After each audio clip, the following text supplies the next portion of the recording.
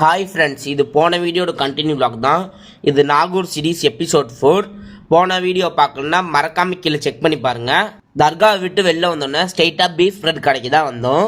உங்ககிட்ட beef bread சூப்பராக இருக்கும். அப்படியே நாங்களும் ஒன்று ஆர்டர் பண்ணிட்டோம்.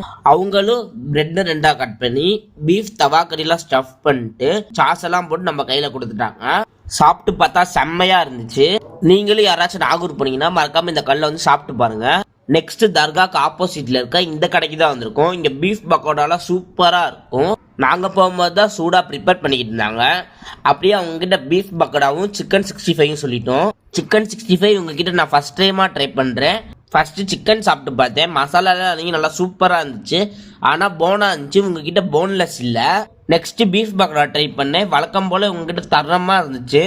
அதை முடிச்சுட்டு நெக்ஸ்ட் தர்காக்கு வெளியில இருக்க நம்பூர் குல்ஃபி கடைக்கு தான் போயிட்டோம்.